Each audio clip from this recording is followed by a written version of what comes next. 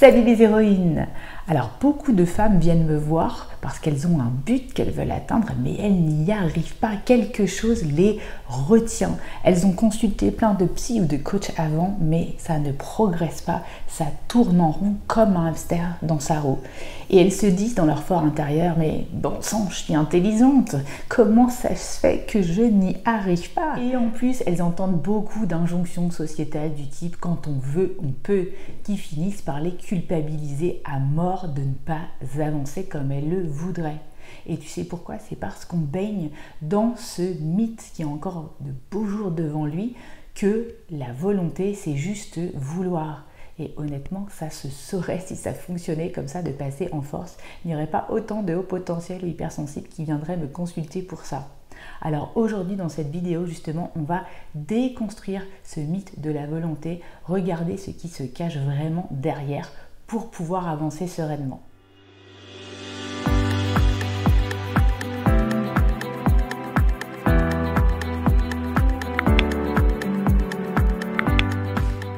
Bonjour à toutes, je m'appelle Sandrine Larive et ma particularité, c'est ma triple casquette de coach hypnothérapeute et mentor business qui me permet de déconstruire avec toi tous tes schémas inconscients qui t'empêchent de déployer aujourd'hui ton potentiel. Alors, si tu veux commencer sur le chemin du voyage de l'héroïne, qui est le chemin de développement personnel que j'ai développé pour toi, alors n'hésite pas à télécharger en dessous de la vidéo, dans la description, le guide gratuit qui s'intitule « Es-tu à ta place et tu as ton plein potentiel ?» Et si tu as besoin d'aide, il y a aussi la possibilité de m'écrire et je te réponds dans les 48 heures. Alors, à chaque fois qu'une personne vient me consulter avec cette problématique « je veux mais je ne peux pas », eh bien, je décortique avec elle ce qui se cache derrière sa volonté pour identifier le paramètre qui pose vraiment problème. Et là, je te propose en fait eh bien, de penser à une de tes problématiques actuelles de ce type, de la poser sur une feuille et de façon mind mapping, on va la décortiquer ensemble comme pour faire une cartographie du problème. Le premier paramètre, c'est la sélection du but. Parfois, on n'est pas clair et on reste trop vague par rapport à ce qu'on veut atteindre. Et avoir des projets cadrés, c'est le meilleur moyen pour toi d'activer ta puissance mentale. Et ça ne veut pas dire qu'à l'intérieur de ce cadre, on ne va pas s'éclater, bien au contraire, ou qu'on ne va pas pouvoir être créatif. Alors par exemple, il y a des personnes qui viennent avec un but tel que je voudrais avoir plus confiance en moi. Mais là, c'est trop vague cette dénomination. Donc je leur pose la question, mais qu'est-ce que ça veut dire pour toi, la confiance en soi? Comment tu sais que tu n'as pas confiance en toi? Comment tu peux identifier que les autres ont confiance en eux? Ça passe par quoi la confiance en soi? Comment tu sauras plus tard que tu as confiance en toi? Et puis c'est aussi important de remettre ce but précis dans le contexte de tous les autres buts que tu peux avoir dans la vie. Est-ce que finalement ce but-là, c'est vraiment ta priorité? Et est-ce que tu es prête à dire non à tous les autres buts pour éviter aujourd'hui la distraction? Deuxièmement, c'est aussi identifier la dynamique des sources de motivation derrière ton but. Par exemple, quel est le rapport bénéfice-coût qu'il y a avec ton but? Un exemple, si tu veux arrêter de fumer, eh bien regarde le rapport que tu as au tabac. Tu peux me dire par exemple qu'aujourd'hui la cigarette, eh bien c'est ta béquille parce que c'est le seul moment de la journée où tu peux te relaxer, prendre une pause et donc éliminer une forme de stress. Donc aujourd'hui, arrêter pour toi, tu as peut-être plus de choses à perdre qu'à gagner. Donc là, c'est intéressant d'aller creuser ça. Autre exemple aussi, si tu penses que ton boulot n'a plus de sens, t'en as marre, mais que d'un autre côté, tu ne bouges pas, eh bien, qu'est-ce qui se passe derrière? Eh bien, peut-être que changer de boulot aujourd'hui, ce qui serait une solution, ça veut dire pour toi aller faire des recherches, refaire un CV, aller passer des entretiens, et peut-être que là tu vas voir que finalement eh bien, ton cerveau il n'est pas d'accord parce que ton cerveau il marche à l'économie, il n'a pas envie de tout faire tous ces efforts et en fait eh bien, ça c'est plus fort que de retrouver un travail. Et il ne faut pas oublier aussi qu'on est dans une société qui a évolué dans le manque et donc pour notre survie on est câblé inconsciemment pour marcher à l'économie d'énergie. Et j'aimerais maintenant que tu réfléchisses encore à ta problématique actuelle. Est-ce que la perception du coût est supérieure à la motivation du changement pour toi? Et si la perception du coût est beaucoup plus forte que les sources de motivation du changement, alors c'est pour ça que tu fais du surplace. Autrement dit, est-ce que tu as plus de coûts aujourd'hui à passer à l'action qu'à ne pas le faire? Et la réponse va peut-être te faire sourire. Une autre perspective aussi, c'est de se dire quel est le coût de mon inaction aujourd'hui et quel sera le coût de mon inaction à long terme. Un exemple, si aujourd'hui tu es 100% sédentaire, eh bien peut-être que tu vas te rendre compte qu'il n'y a pas vraiment de conséquences à court terme, mais au fur et à mesure des années, tu vas devenir de moins en moins souple, tu vas peut-être prendre de plus en plus de poids et ça va peut-être avoir des conséquences sur ta santé. Donc quel est le coût de cette inaction aussi à long terme? Et peut-être qu'en pensant à cette perspective du long terme, tu vas pouvoir renforcer ta motivation sur ton but. Donc tu vois, c'est pas juste une histoire de mental ou de cerveau mieux fait qu'un autre, c'est juste une simple histoire d'équation mathématique bénéfice-coût.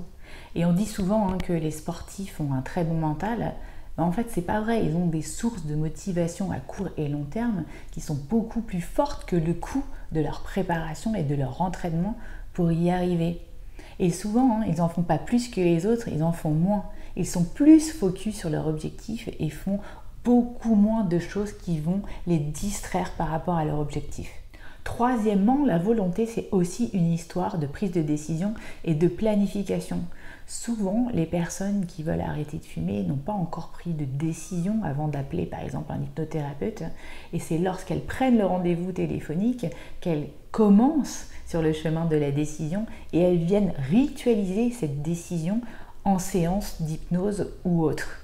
Et en fait, la séance devient comme un acte fondateur, un acte d'engagement envers une tierce personne qui fait figure d'autorité. Et à partir de ce moment-là, eh bien, c'est souvent qu'on peut arrêter une habitude qu'on avait parfois depuis 20 ans.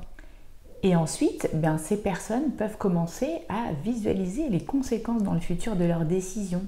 En général, les personnes qui prennent des décisions durables voient le chemin et tranquillement peuvent commencer à voir aussi les obstacles qui peuvent se mettre en barrière, en barrage de leur objectif et commencer à trouver tranquillement des solutions. Et aujourd'hui, je peux te dire que les personnes les plus successful que je connaisse sont des personnes qui voient les obstacles et s'en servent comme source de motivation, comme un défi. Et toi, je sais qu'en tant que femme HPI, tu adores les défis.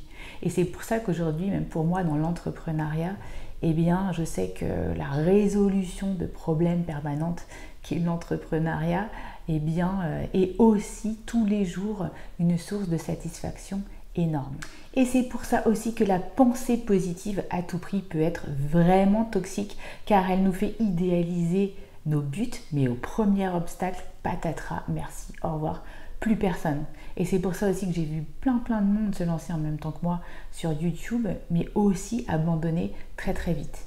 Et c'est hyper facile d'écouter des personnes connues comme des sportifs du style Djokovic qui nous racontent comment ils ont gagné et en fait on réduit tout à ce qu'ils nous disent. Je m'enchaîne, je ne lâche rien, je suis hyper régulier, etc.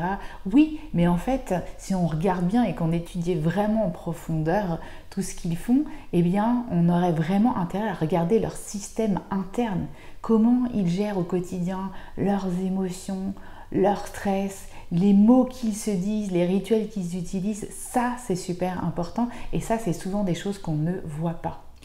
Et c'est comme dans mes thérapies brèves, je ne te vendrai jamais du rêve pour atteindre tes objectifs. Je ne peux pas te garantir qu'il n'y aura pas de souffrance et d'effort. Bien sûr que non, nous ce qu'on veut, c'est du réalisme et savoir comment faire avec ce réalisme et le flot de la vie. Donc aujourd'hui, je te propose justement de reposer par rapport à ta problématique actuelle le chemin de planification pour atteindre ton objectif. Quelles sont les options, les freins à lever, les questions en suspens, quelles sont aussi toutes les ressources que tu as déjà et celles que tu peux acquérir pour dépasser les obstacles sur le chemin. Et puis tout ça, ça te permettra en fait d'envisager l'échec avec beaucoup moins de peur. Quatrième dimension derrière la volonté, c'est la perception de soi. Quelle est l'image que tu vas avoir si tu changes? Quelle est la perception de l'image de toi que les autres vont avoir si tu changes? Comment vas-tu faire face aux critiques si tu prends ta place? Et du coup, ça nous ramène à une question de légitimité et surtout de travail sur l'estime de soi derrière. Et parfois, on peut avoir une image qu'on va changer d'un coup et par conséquent, c'est une montagne à gravir. Mais le succès n'arrive pas forcément d'un coup. Et beaucoup de gens qui ont du succès sont des gens qui n'attendent pas le changement final pour valider leur réussite, mais qui sont capables de célébrer petit pas par petit pas leur réussite tout au long du chemin.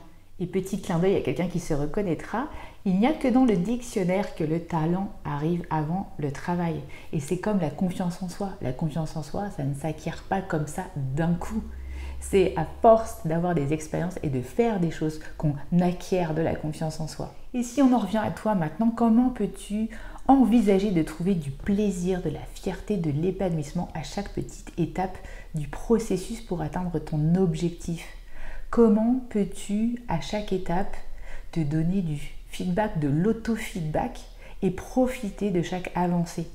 C'est ce que j'essaye de faire chaque année au moment de la déclaration d'impôt, qui n'est pas un moment très confortable d'habitude pour moi. Et j'essaye de décomposer ce processus en de toutes petites étapes qui me permettent d'arriver à plutôt pas mal de satisfaction. Bref, comme tu l'auras compris, la volonté, ce n'est pas un bloc unique et compact, un truc qui passe en force. Oui, il peut y avoir aussi de la douceur là-dedans. Et c'est pour ça que je te propose aussi de travailler avec moi en thérapie brève avec un minimum de 3 séances et des outils de coaching, d'hypnose, de PNL pour vraiment comprendre par rapport à un but spécifique quelle est la part de toi qui veut avancer et quelles sont potentiellement les autres parts qui résistent. Et qu'ensemble, on puisse co-construire un chemin qui est vraiment unique pour toi pour aller vers ton but. Et moi, mon job, c'est de trouver tes talents, tes habiletés mentales pour te trouver des sources de motivation uniques par rapport à ce chemin. Si tu aimes ce type de vidéo, n'hésite pas à me laisser un pouce. Abonne-toi à la chaîne pour recevoir des notifications d'alerte pour tes 2 vidéos par semaine et surtout partage ces vidéos avec des personnes qui en auraient besoin pour atteindre aussi leurs objectifs uniques. Et je vous dis à bientôt, bye bye les héroïnes, ciao!